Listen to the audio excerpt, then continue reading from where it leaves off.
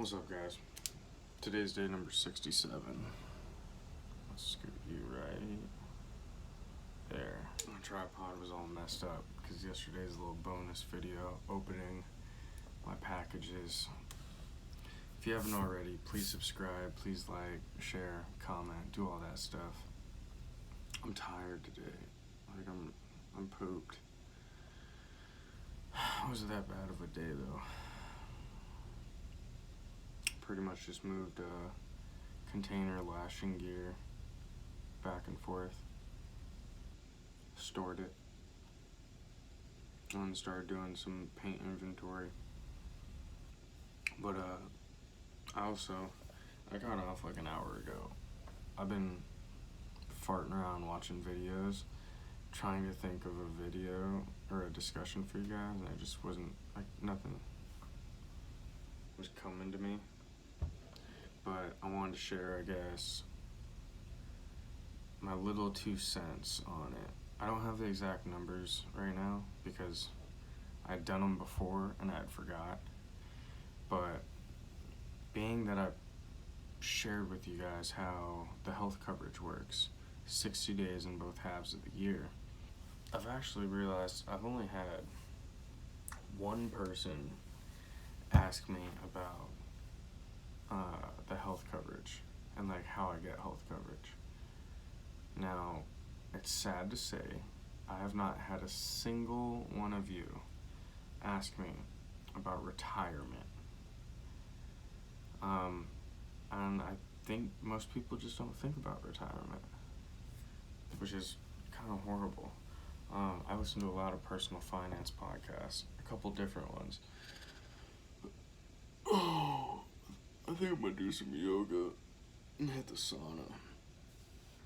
Yeah, there's a sauna on here. But I've heard it a couple different times from different podcasts. But all these numbers I'm gonna talk about are kind of vague. Basically, did you guys know that it was like 80%, like 70 or 80% of Americans between ages 25 to 55 could not cover a random $1,000 expense throughout the entire year. So within one full year, it's like, hey, here's a $1,000 bill expense that you have. It needs to be paid in cash, not with a credit card. It was more than 70. I think it was like 80%. Ages 25 to 55 could not pay for that expense. That's crazy, because that means like 80% of us are living paycheck to paycheck. That's ridiculously crazy to think of. But at the same time, I guess it's not crazy to think of because nobody has ever asked me about retirement on this channel. So I'm just gonna give a quick little retirement talk with you guys on being a mariner, being a sailor with SIU. I have a pension plan. I actually haven't fully looked all into the pension plan because it was just like, oh yeah, it's set up, whatever. Originally, I looked at the 401 that was offered from the union.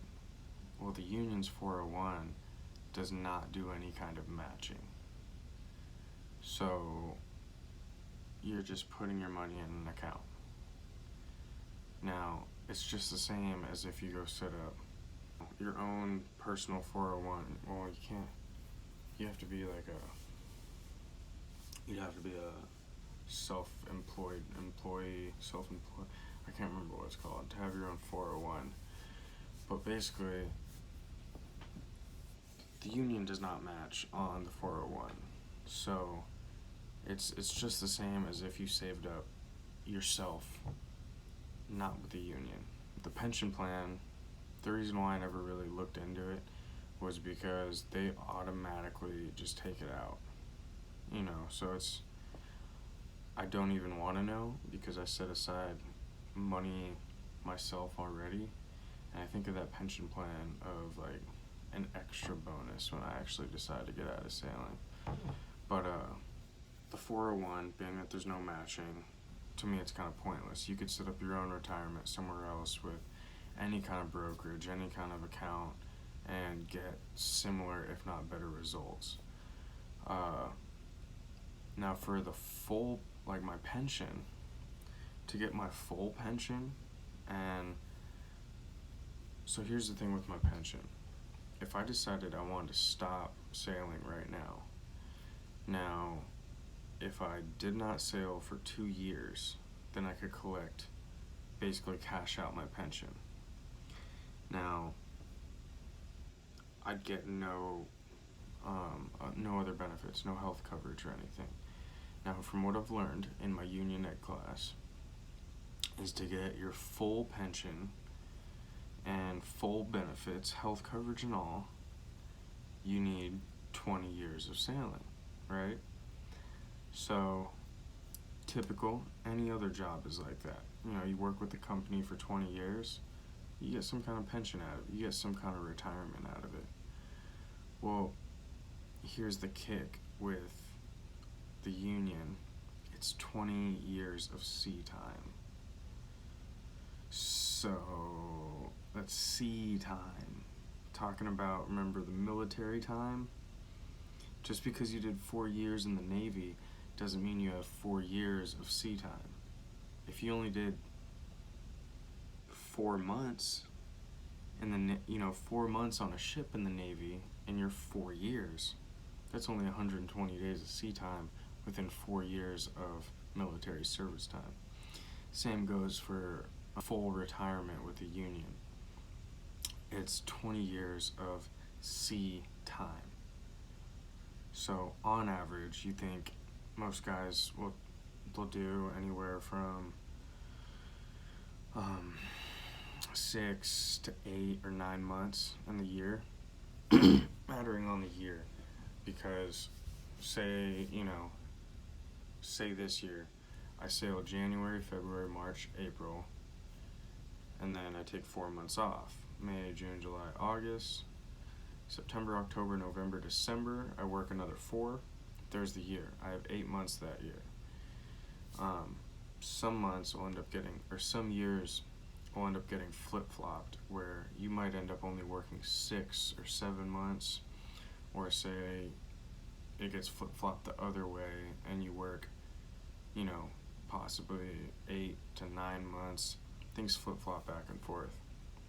But I remember when I was actually in the program and the union, when we were in union ed and they were telling us this, everybody was like, wait, so it's not 20 years of sailing with the union, it's 20 years of sea days with the union. So if I only sail 2 4-month contracts this year, that's only 240 days of sea days, right? There's 240 days of sea days within this year.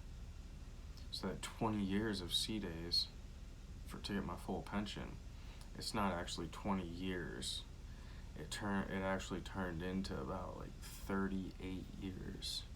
It's like 38 or 40, 43. Can't remember the exact numbers. That's why I said don't quote me on these numbers with this video. But it turns out basically to 40 years of sailing with the union. Now, to think, if you guys are going into the program, I'm not putting down on it at all, because set aside your own retirement. I'll still have my pension. That it's not going to be a full pension with health coverage when I decide to get out, because I don't plan on sailing for 50 years to get a full pension like that. I'd rather just find another stay-at-home job that would give me benefit, health coverage or whatever, or just squeeze some health coverage out of Charmaine. But anyways, if you think about it, you get into the program and you sail, you hoss pipe it, you're a hoss piper.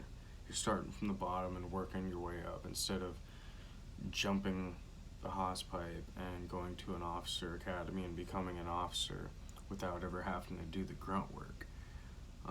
If you do the grunt work and build your way up, get your sea time in, and to the point of becoming an officer, then you're basically going to sail 5 years, 5 or 6 years before you become an officer.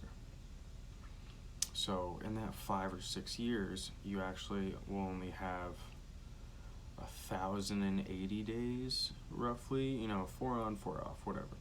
1,080 days of sea time before you can become an officer. So that's only 3.5 years.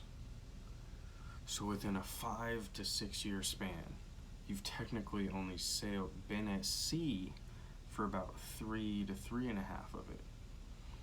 And now you become an officer. Or you don't have to, but I'm assuming you would want to become an officer because there's more money. You become an officer, you're now in the Officer Union AMO. So if everything goes right, you only build up about 3.5 to 4 years of sea time. 3.5 to 4 years of sea time with SIU, the unlicensed union. That's 3.5 to 4 years of the 20 years of sea time needed to get your full pension, full retirement, full healthcare, full retirement coverage with the union.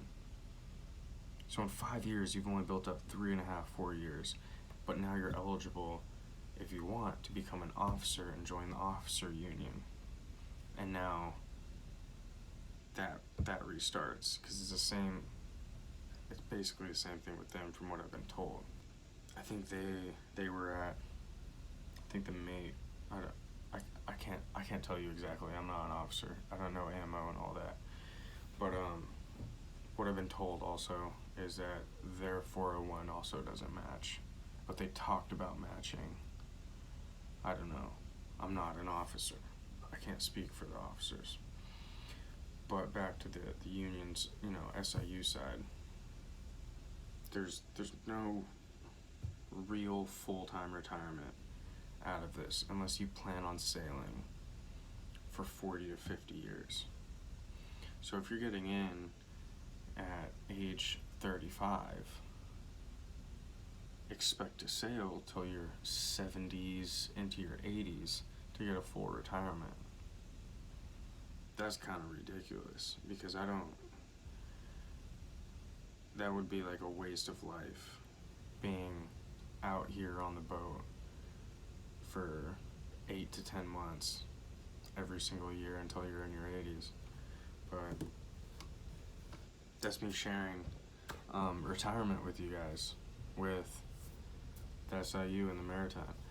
Like I said, I'm not trying to put them down at all, because the money that I make, I can easily set aside my own retirement funds, and I'm okay with that, because while I'm in, I make decent money and I get health coverage. Now, I don't plan on doing 40, 50 years, so I know I gotta set aside some money now to retire with. That's what I got for tonight, guys. I hope you enjoyed the discussion. Please subscribe. Please like, share, comment. Now that I've talked about it with you guys a little bit, I kind of want to read more into it. I should have already. I have read into it, but I forget it. And now I should probably read into it again. I'm out. Please subscribe.